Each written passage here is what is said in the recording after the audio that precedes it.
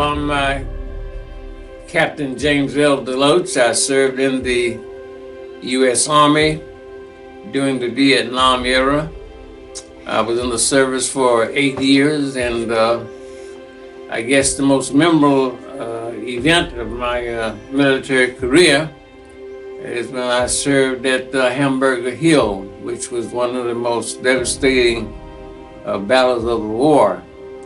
I was critically wounded there with wounds to my neck and to my legs, and there were numerous soldiers who died and who were wounded there, and Hamburger Hill really took its toll. In fact, it was so popular that a movie was made about that battle, describing the horror and the sacrifice that we made as veterans and soldiers during that campaign.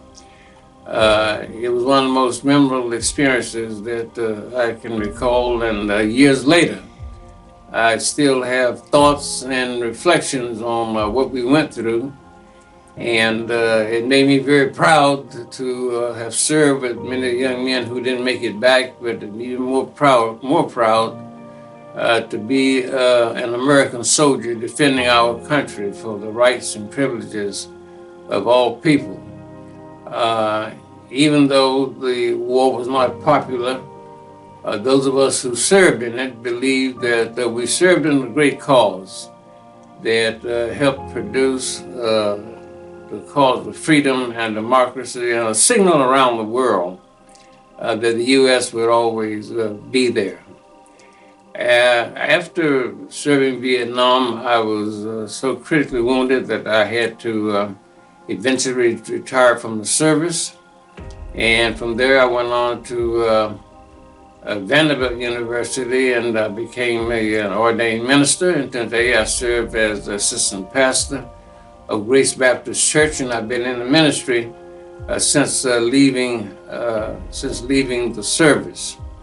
But in all, I'm often asked, about my military experience and the things that we shared there. And it's always a privilege to share with others and people whom I come in contact with the experiences that we endured. And we hope that in years to come and in the future to come, that we will continue to see young men and women who are willing to step up and to serve whenever we're called upon. We have to remember that the freedoms that we enjoy today is because of the sacrifice that our young men and women and those who are willing to serve are able to give in devotion and dedication to the country. And again, I am very thankful and very proud that, I was able to be there at the most crucial time of the war. I still regret the many lost men and young people who were just out of high school, many of them, and just starting life. We often, it saddens me to think about those lives that were lost. Oftentimes remember how on one occasion there at Hamburger Hill, and the battle lasted for 10 days. I was wounded on the 6th day of the war, but one of the most horrifying events I remember was when we had some wounded soldiers, and we called in the helicopter medevac to rescue those soldiers. And as the helicopter was hovering over the wounded to evac them out of the combat zone, the helicopter itself was shot down, and it fell burning right in the middle of all of the troops. And many of them were burned, and they were killed as a result of the helicopter falling in the middle of them. I can still remember and see the horror on the faces of those standing around and seeing the terror of our young soldiers who were dying. And, for those who later criticized the war and who criticized while the war was going on, I would happily reflect back to them of those young men who so willingly gave their lives and who sacrificed their lives. As I said, young men, 18, 19, in their early 20s, who gave their lives for the cause of freedom. And I would look back and proudly say to them, that you weren't there. If you had been there, then you would have a different opinion about what happened. I think one of the most saddening experiences that I remember from the Vietnam War is when we returned home from Vietnam. I know we were advised not to wear our uniforms because when we landed back in the States, there were hecklers, there were people who were throwing balls, there were people who were cursing and calling us names. And I had to think, after all that we've been through, that's what we came back to. Later on, through the years, the ideas and the feelings have softened, and people began to realize and they understand now what we went through, that we were serving a cause for freedom, and that our devotion and service made a difference. And I can truly say that I'm proud to have served, and if I had the opportunity, I'd be happy to do it again. My name is Alan HARKRADER. I enlisted in the Army in 1946. War was over, but I grew up in high school during the war, and everybody expected to be drafted or go into the service. So the war ended, but I enlisted with 4 of my buddies and sent to Fort Lewis, Washington for engineer basic. Supposed to be 16 weeks, but because they were trying to get the World War II veterans home, they cut our basic training short and sent us overseas to replace the veterans over there. I got to Japan as part of the occupation force and volunteered for the 11th Airborne. Went to jump school there and glider school, and spent about 9 months in Japan before I came home. It was just occupation force, so it was all peacetime duty, so to speak. And when I got home, I used my GI Bill to go to Bradley University. I got 2 years in at Bradley, and I was, of course, in the reserves. World War II was over, but Korea started. And I was reactivated in my reserve unit and was called to go back to Korea. I was in a local reserve unit, an engineer unit known as an ash and trash unit. It was a unit of under 100 men and officers. It was actually designed to run an army camp. So our first duty was to go to Camp Carson, which a great deal of it had been closed after the war, and reopen the camp. As soon as we got the barracks back in operation, we were sent overseas and became part of an engineer group that was maintaining roads and rebuilding bridges and maintaining the roads. And our main duty there was just to fix everything that was broken. One of our jobs was to spread aggregate on the muddy roads come springtime after the winter thaw. And one of our first jobs was to find aggregate for the road, fill that we could use to surface the roads. One of the guys noticed there was an old empty mine down the road with big slag heaps, and we could use that slag to pave the roads. After we'd hauled all the rock away and paved the roads, we found out that it was unprocessed gold ore. And our unit was fined $5 million by the Korean government because we had been replacing the roads with gold in Korea.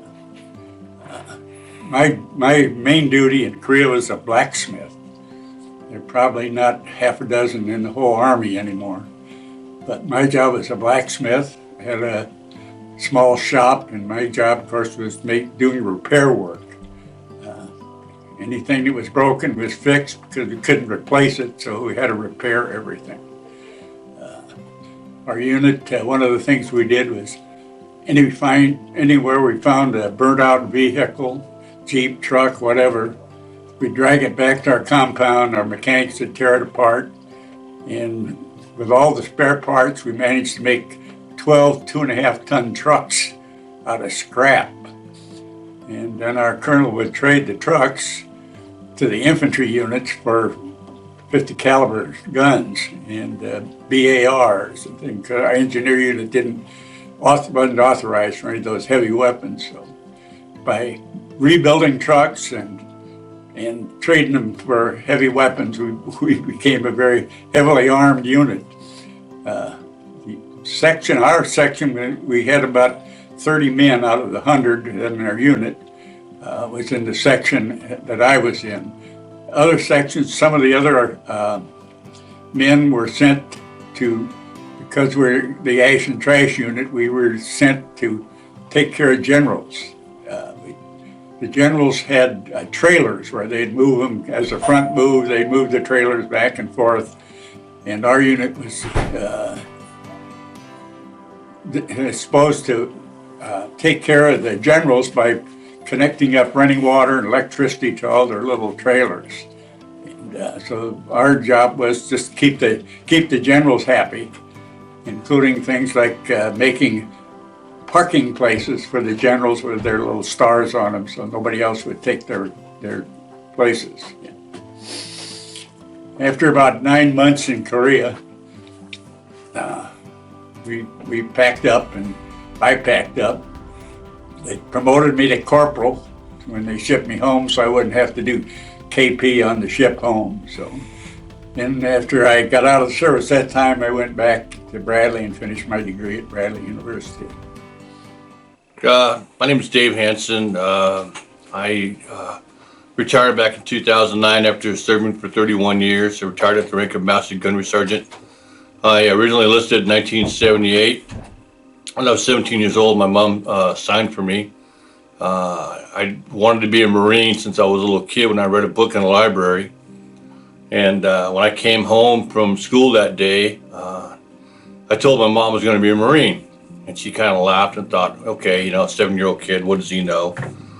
But that was my goal, to be a Marine. And when I enlisted in 1970, like I said, I was still 17.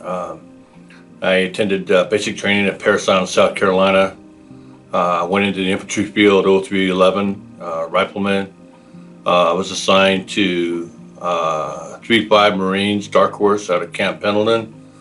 But I served from 1970 to 2009. I retired at the rank of Master Gunnery Sergeant. And I was in Beirut, Lebanon in 1983 when the Marine barracks got blown up. I wasn't in the barracks itself, but I saw it happen. I was also in Desert Storm. I did 3 deployments to Iraq, 2 to Afghanistan, primarily in infantry field. I did a couple tours in the drill field as a drill instructor. My time in the service has served me very well.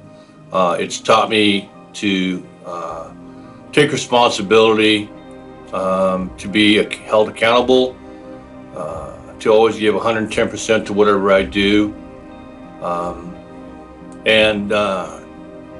In my opinion, I think, people always say, someone should go in the military to turn their lives around. Well, the military is not meant for everybody.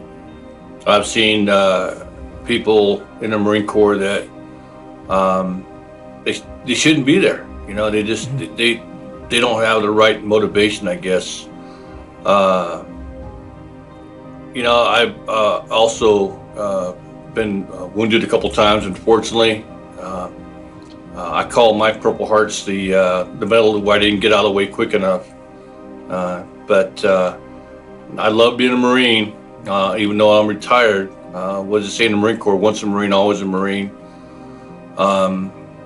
Has my experiences changed me? Yeah, definitely.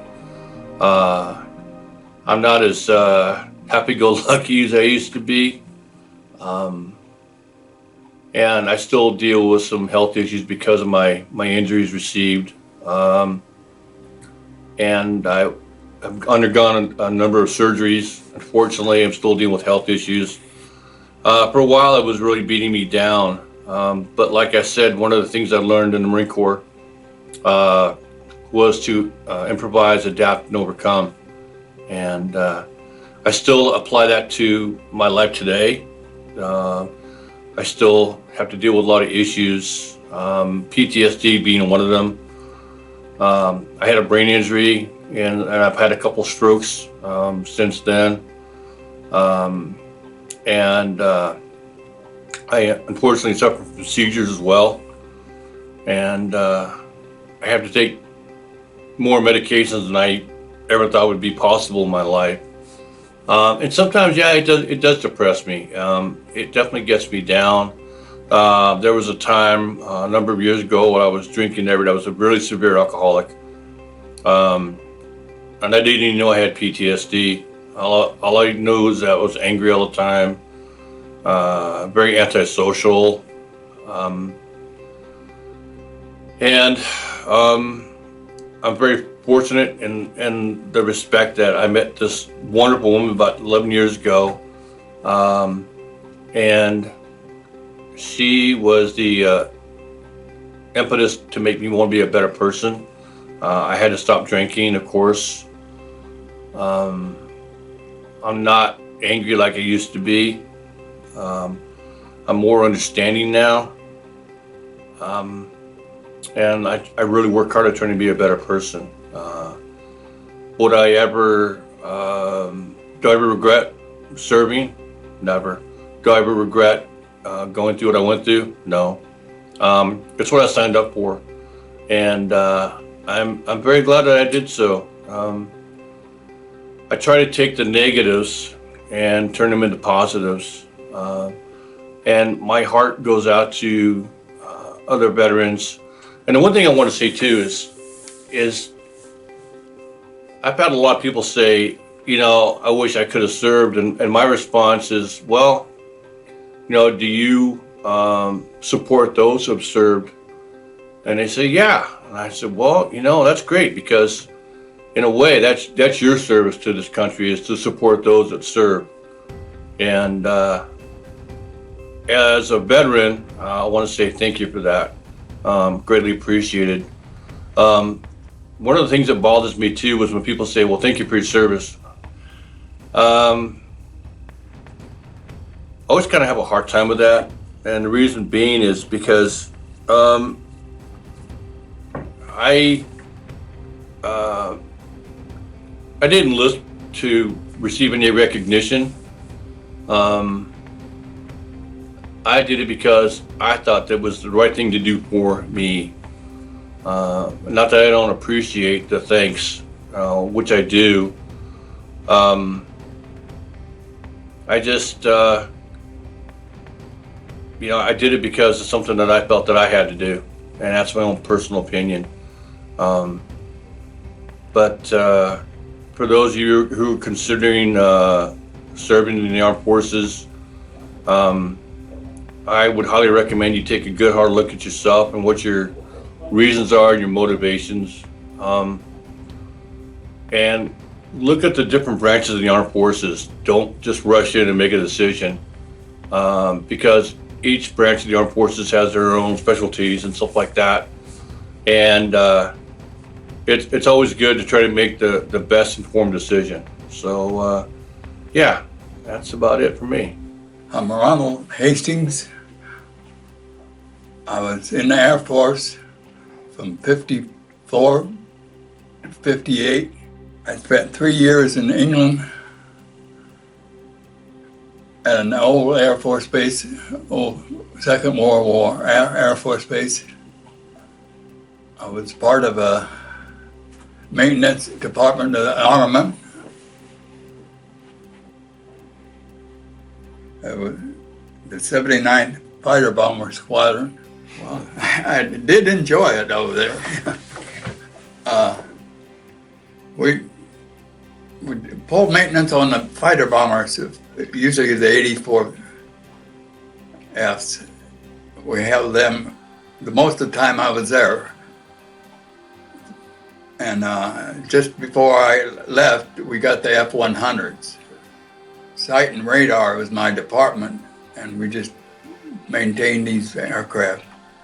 We had targets in Russia. So there were 17 targets that we had nuclear weapons. That's about all I got there. I'm James Spencer. I was in the U.S. Navy from December of 1950 till November of 1954, and I was a mineman. And a lot of people don't know what minemen are, but it's the older type of mines was a lot different than what I was used to. I was the mines that we worked on and took care of were laid by aircraft rather than ships, and so it was a lot different than what a lot of people thought it was. And after I got out of boot camp, I went to mine warfare school in Yorktown, Virginia. And it was a 16-week school. And after I got out of school, they shipped me 8 miles to the Naval Mine Depot. But it was over there we repaired mine mechanisms and different things. Worked on mines. We assembled them. And then I was down there for 2.5 years, and then I went overseas to Okinawa, and I was in a support unit for mine laying aircraft. And mostly what we did was we had an area that we would take care of with things called a theodolite. It's a little thing that you look through and triangulate. We triangulated. Anyway, what we were doing, we're really qualifying these planes that we supported for laying a minefield with aircraft. And then after I got out of that, I came home, went to Caterpillar. So spent 37 years at Caterpillar. So that's about all I have to say. Okay, my name is Gary Hall. I was drafted into the Army, April the 17th, 1968, out of Pekin, Illinois. At that time, that was the largest contingency of draftees that they had in the Tazewell County area. They had the Journal-Star there. They had 3 stations, 25, 19, and 31 was there. There was 3 busloads of us. We went down to St. Louis. We got our physicals. I'd say about 90-95% of us passed the physicals, and except for 3 of us, we went to Fort Leonard. The 3 that were drafted, they went to the Marines. I was lucky enough not to go in the Marines. Anyway, Fort Leonard, they got us all situated, and the next morning we got up and we started taking tests. And after the test, they went ahead and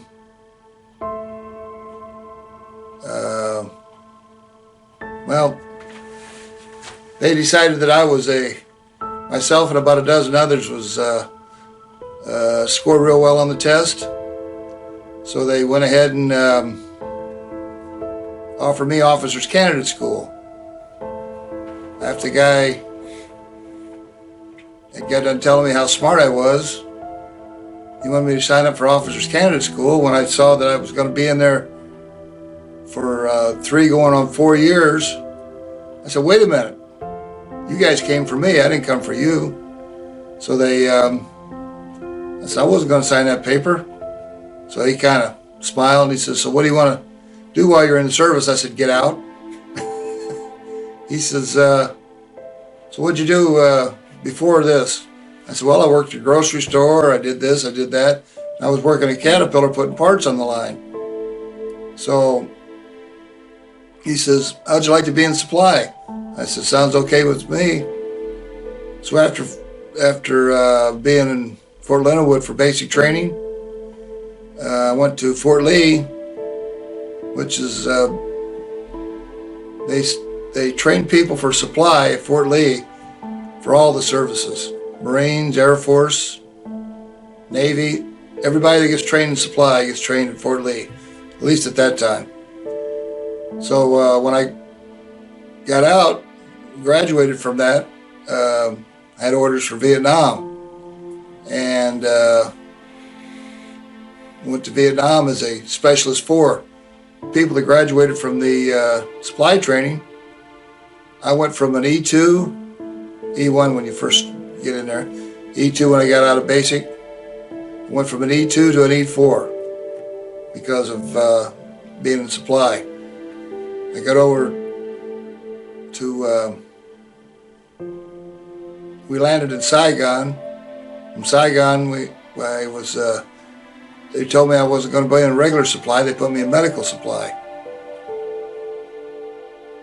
I ended up with 32nd Med, which was the only medical depot in Vietnam. Everybody got medical supplies from us. The Air Force did, the Marines did, the Army, of course. Koreans got them from us, the Turks got it from us, the Australians got them from us, the Arvans got them from us, medical supplies. And I'm not too sure, but I think if we was looking if we wasn't looking real close, sometimes the enemy got them from us, you know. So I was in Cameron Bay in 1968, and Bob Hope and Ann Margaret and the Gold Diggers showed up. I got to talk to Ann Margaret. I was as close as I am to you. Anyway, really a nice lady. I mean, she be just like talking to anybody, you know. Now those Gold Diggers, they acted like they was prima donnas, you know. So anyway, and Bob Hope, he was telling some of his dumb jokes, and I'd get the punchline right away because I'd been watching Bob Hope since I was a kid. Well, that, like I say, that was a night show. I think the VC got upset because they weren't invited to watch him. So we had they hit Cameron Bay, and they hit it hard. I mean, there was all kinds of explosions and stuff going on all over the place. It was a wild scene. But after we got by that, maybe a couple weeks later, myself and two others got sent to from Cameron Bay to Quinyon, another coastal city. I was there. I went up to Cameron Bay was a home base. Quinyon was second platoon. Now let's see. Got up there and ended up getting put in charge of the receiving section. You know, you receive it, and then we'd put it in Connex containers. We'd put everything that began with an A and the A Connex and so on and so forth. And then we had other Connex containers that would be like, say, for the palm tree, or for the Iraqs, Koreans, or for the Turks, or for the Air Force or whatever. And if they had orders, something they'd ordered, we'd go ahead and pick it out and put it up there so that when they came, they could get their stuff and sign for it. Ended up with a Korean liaison being my roommate. He was with the Palm Tree Division. They had the Rocks, which were the ones that did all the fighting and stuff.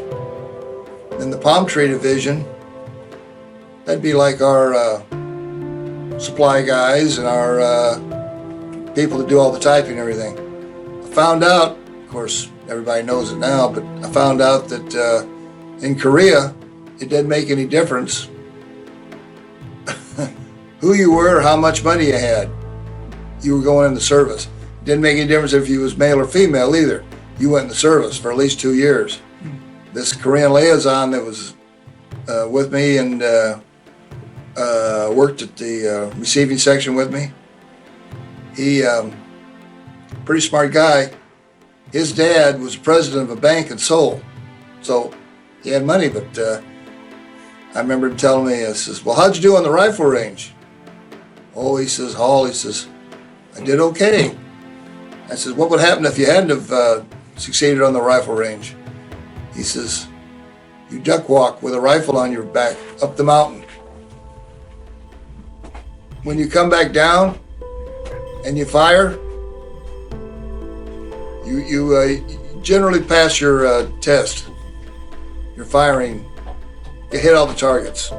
Sorry. Anyway, he was a pretty good guy. In fact, him and I went to the Korean restaurant in Cameron Bay. No, not Cameron Bay, Quinyon. So what happens when you get old? You get confused. Anyway, in Quinyon. And I had ate at a Korean restaurant with him. And I taught him, when he first came, he was pretty good with English as long as he could look it up in the book. After a couple of days, well, you know, I was raised in Creve-Coeur, Illinois. And some of the things I was saying wasn't in his book. I took his book and threw it away. I said, just listen to what, I said, you're pretty smart. Just listen to what I say. I said, I'll teach you how to talk proper English. It only took me about 3 days. He was talking like he was raised in Creve-Coeur, Illinois. Now we had a couple of Papasans that they were pretty good too. We had one guy, I'm going to go back to Cameron Bay. Maybe I better not tell that story. I will anyway. You can cut it out if you don't.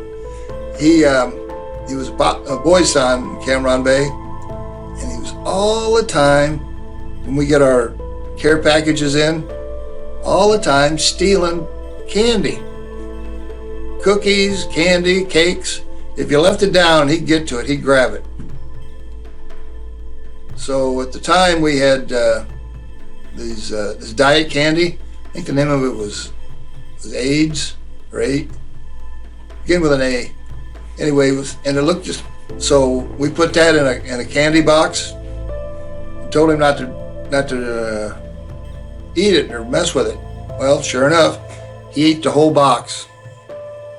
I'm telling you what, brother. When he came back 3 days later, he was as pale as a ghost. And he was very careful about, he didn't mess with our candy after that.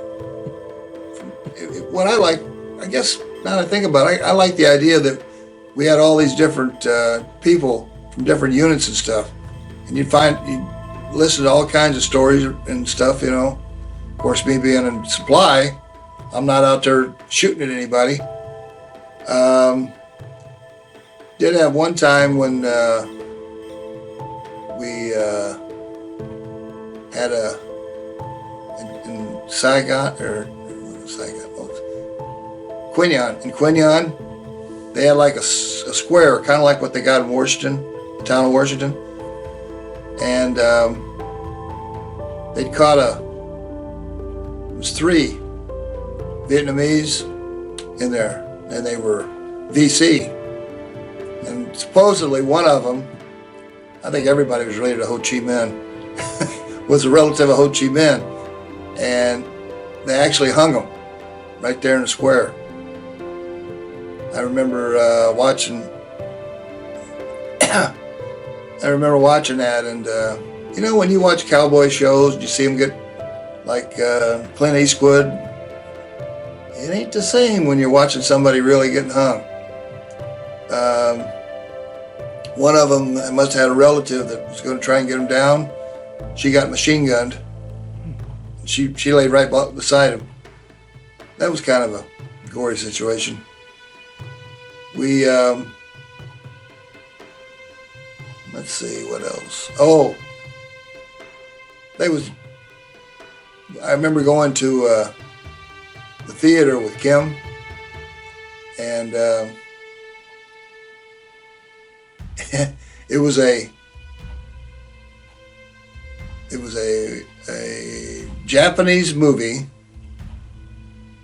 but it was in Vietnamese, and they had Korean subtitles. So here I am in a movie theater watching a movie. I mean, I can't understand or read what they're saying. And Kim, he's reading all the subtitles for me and telling me what's going on. I thought, ain't this something? So there was a situation where we actually got into go into town one time, and when in Quinyon they had these. Every bar had a different type of music. You had country and western. There was jazz in another bar, rock and roll. Well, I'd been pushed. Country western was pushed on me my whole life, so I didn't want anything to do with Bill Monroe or any of those guys, you know. Well, these guys I was with, they was from down south, and they wanted to hear some country western. So we went to this one bar, and I'm listening to Chet Atkins, and I remember, oh boy, and I knew the words. So after one song of that, I told him, I says, you know what? I says, I'll buy the next 2 or 3 rounds if I have to. But right over here across the street on the next block is a bar where they got the Beatles and Ricky Nelson and Stones, you know, some good music, country, or not country music, but rock and roll. I think Chuck Berry, they had them too. Anyway, they says, okay, all right, if you're going to buy the next 2 or 3 rounds, we'll go. So we go over there, and we get set down, and I order the drinks. Before we even got the first drink, I heard aloud one of those explosions that just kind of rocks the whole room, almost like an earthquake, you know what I mean? So we go out, and man, there's stuff flying all over the place and whatever, you know, and that bar that we was in, found out later somebody went in with a satchel charge and just blew the crap out of everything and everybody in it. I looked at my buddies and I said, well, I told you that country music wasn't no good for you. After that, whenever we went to the village or went to in town, I got to pick the bars. They didn't go to any other bar unless it was okay. We used to have, they would be ladies, they would be women that would come up to you. You know, they were there to get you to buy them drinks. And if you didn't watch it, they'd try and get you to go up in the room with them. Then you'd come back, some guys would come back with a knot on their head and no money. So, or they'd be buying, it was called Saigon tea.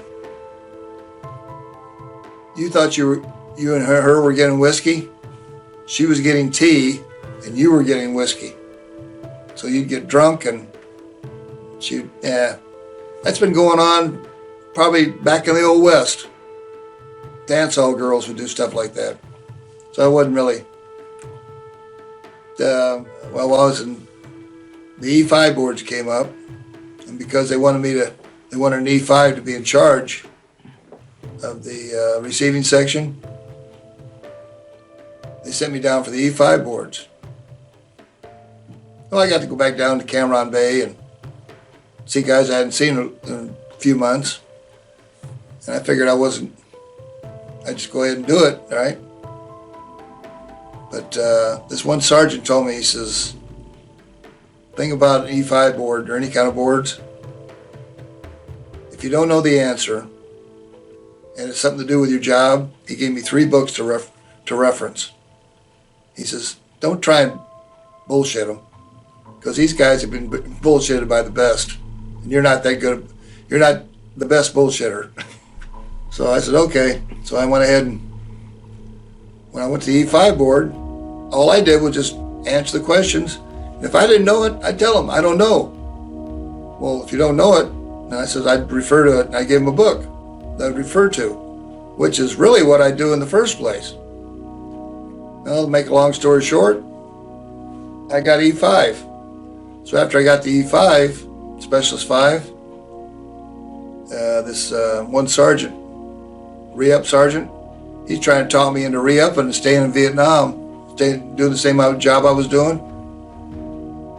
And I told him, I says, you know what? At Caterpillar, I make more in a week at 40 hours than I do in a month here in Vietnam. And nobody's telling me that I have to work a Saturday or Sunday. 8 hours, all I gotta work if I don't want, I'm not being forced to, not like here. So he said, well, he said, I tell you what, he says, if you go back now, you're gonna have to spend six months in the USA. Who knows where you'll go? Fort Leonard Wood, who knows? Maybe down to Texas for 6 months. But if you extend over here for another month and a couple of days, you'll have less than 5 months when you get out. So I tell everybody instead of spending 24 months in the service, I spent 19 months and 5 days. And I got out early.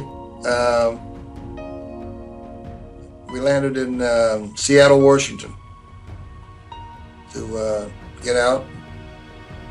And after we landed, passed our physical, you got to be able to, they won't let you out of the service unless you can pass your physical. If there's something wrong with you, they're going to fix you before you go out.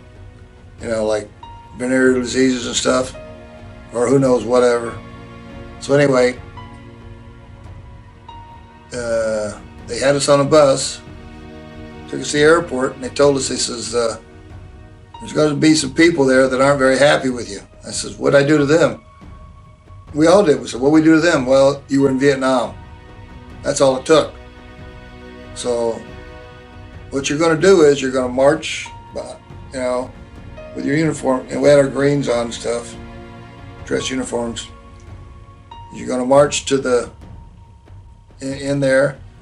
You're going to find the plane you're supposed to get on to go wherever you're going, and you're not going to say anything to those people.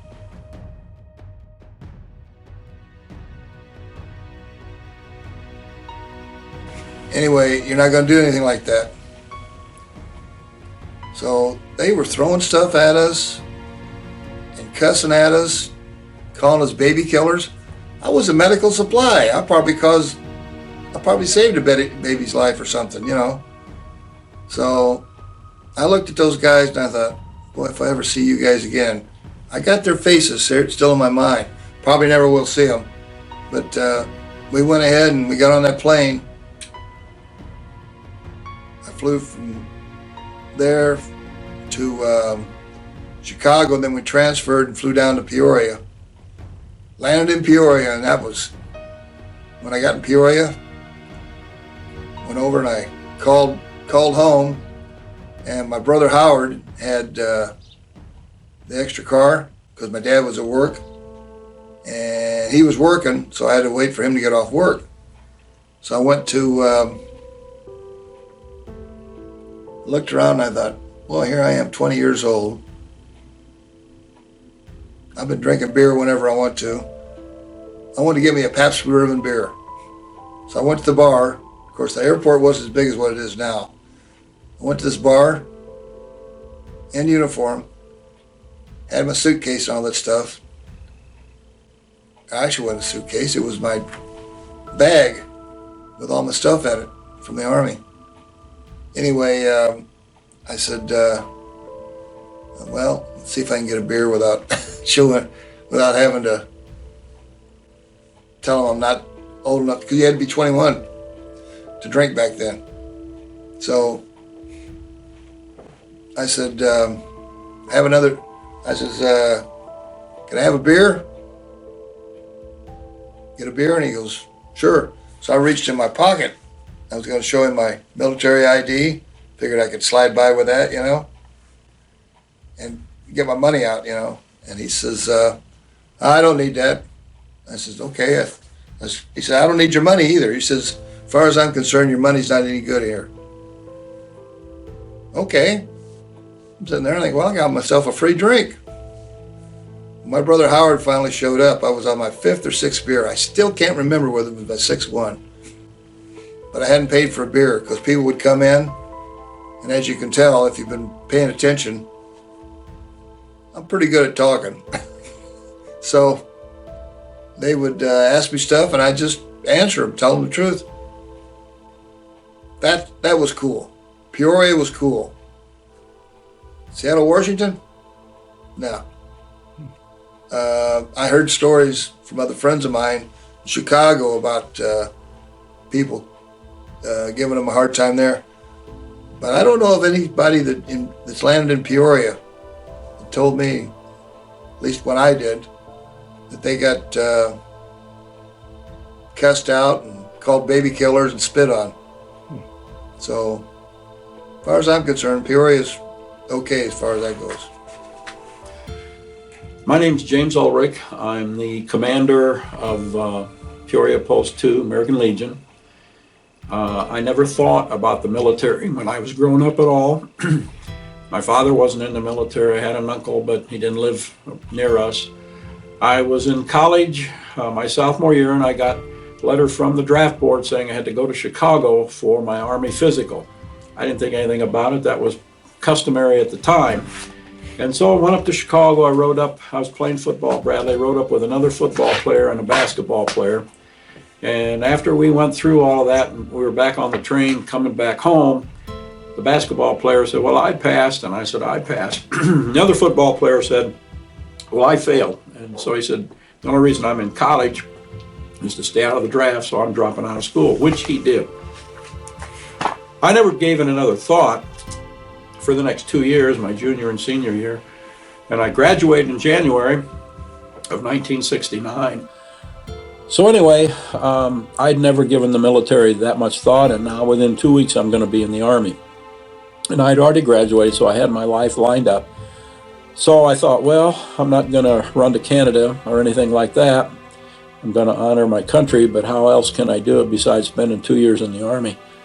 And so I ended up in the Marine Reserves, active duty for 6 months and then reserves for 5.5. I was trained to be a combat engineer.